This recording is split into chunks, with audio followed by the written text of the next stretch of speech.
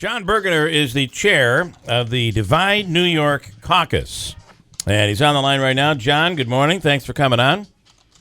This was brought up, John, which line here, Andrew? It is 2, now 1. Got it. Okay, there we go. I got you now, John. Good morning. Good morning. So your thinking is that we would divide New York up between downstate and upstate? In 2 autonomous regions, yes. Okay, and upstate would be New Amsterdam. Who would be named? It would be upstate would be New Amsterdam, correct? And then downstate would remain New York. Correct. And what are the benefits? Why do you think this is the way to go? Well, the upstate economy has been tanking for a long time due to overregulation. Okay. And it's causing our population to decline, and a lot of families have kids that have moved out of state because of lack of jobs. And splitting would actually help us, you think? Yes, I do believe it would. How would it help, though? Well, there are several ways. The first way is part of the rules, and a lot of the taxes, property taxes that drive businesses out, are required by state mandates, and one of the things we put in the Divide Amendment would be to release all localities from any mandates that aren't repassed by the regional legislature by a fifth vote. So we would separate, but we really wouldn't, right? We wouldn't become like we wouldn't have 51 states. No, that's correct. Yeah. So the reason for that is the research for this started about 7 years ago. Yeah. And the reason for that is Congress would never approve a 51st state in the Northeast because they figure with New England and stuff, there's too many senators from the Northeast already. Okay. So it'd be okay, I understand that. What do you think, though? I mean, you realize that it's the tax dollars that come out of New York City that Correct. really fund so much upstate. Correct. And without that, I joke and say we would become Mississippi. We'd be backwoods. It would be economically. No, we'd be more like Vermont or Pennsylvania. Okay, all right. But how would we fund the schools? How would our schools, just schools and roads, and how do we end up funding that? Because we don't have the property values up here. What it basically amounts to now is they're giving us less and less dollars from New York City every year because New York City has its own fiscal problems. But in any event, that's why the school taxes keep going up, and they keep coming up against the property tax cap. Yeah, but you do know. I mean, there's a property tax cap that is in place that we really Correct. have never experienced before.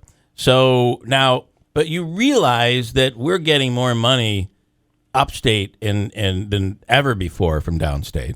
And that's not true. That is true. It really is. I mean, when you think of it, even your schools, I mean, the schools could not get survive a lot of money, without but they have that. to do a lot of state mandates. So we make would sense that cost them more money. So and which mandates would you get rid of that don't make sense? Okay, well, I'll give you one example because we don't have a lot of time. Having their own elections department. Okay. Costs the average school district about $500,000.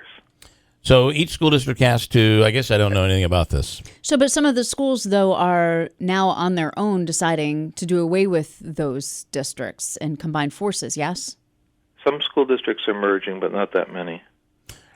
And I'm not sure that merging a school district actually improves education. Well, I'm not saying that they're merging the district. I'm saying that they're combining their polling places. A lot of school districts have gone down to one polling place, but it's still... You have a full-time Board of Elections that can conduct elections. It's paid full-time by the county. It makes no sense for the school district to conduct its own elections. The election law in New York State is even so crazy that the school district doesn't have access to the voter registration rolls of the county because I don't know whether you're pro or against voter ID. I'm not going to go into that issue. Yeah, that's a whole other thing to get into. But yeah. When I go to my school district, I have to show an ID to vote because they have no registration rolls. There is talk right now about actually using the schools for our polling places, and basically there'd be a big savings if you were to, if they would kind of combine forces.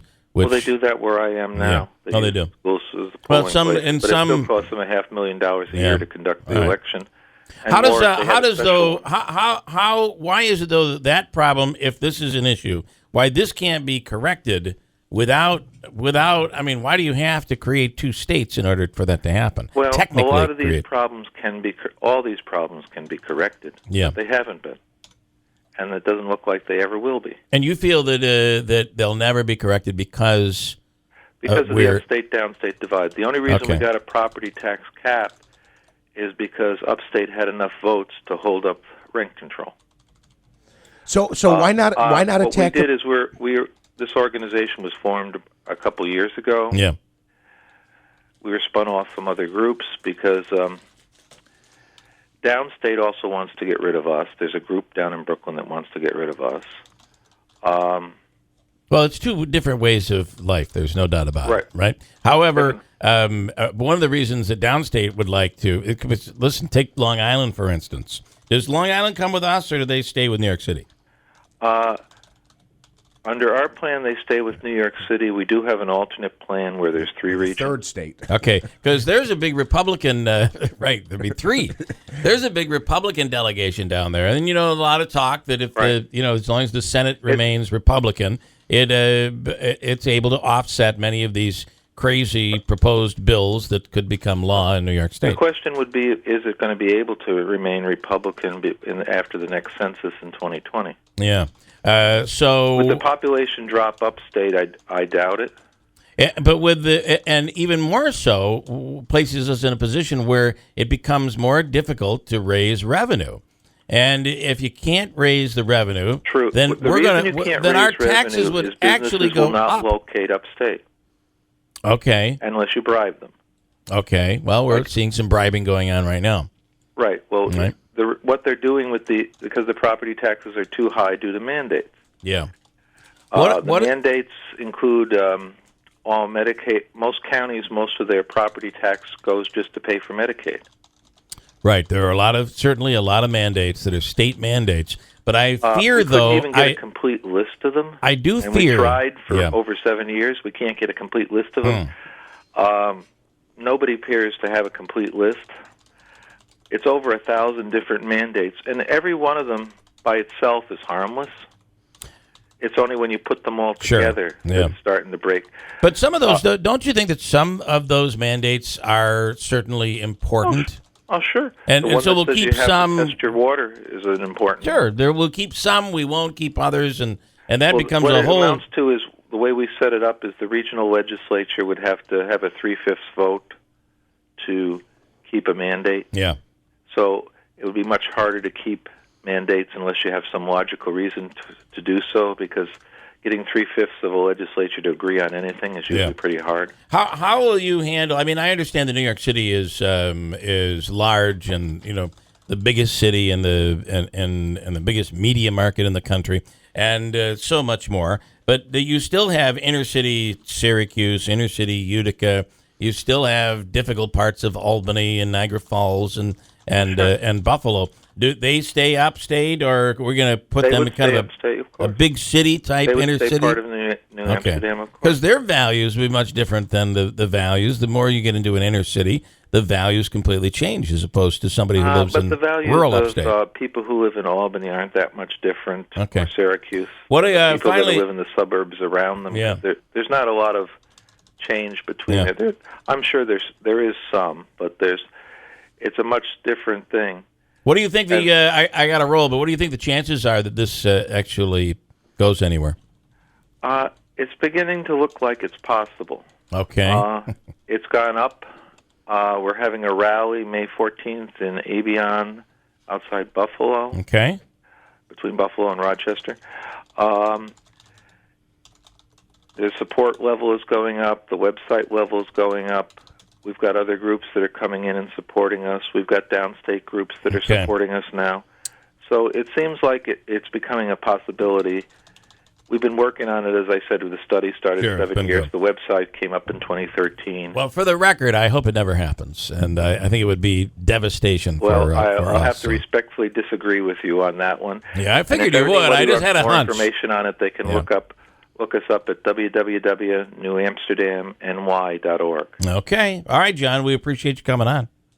Alrighty, thank you. Have a nice day. With his passion and with his excitement, I'm not sure how this couldn't work. Well, two things. One, I do think he's used to getting the reaction you gave him. I think he's prepared for that coming in. I didn't hammer him, though. No, you didn't. Yeah. You didn't. And I think a lot of people feel this way, that this is not a feasible idea. I mean, he even says going in that federally it would never be approved. We'd never get. Right. So, but I don't understand why they don't attack their issues individually and lobby on their individual issues. I think they would have a better chance of accomplishing what they want to accomplish. Right. Lobby to change, lobby to put more like-minded people in office. So right. Quick break. I want to come right back.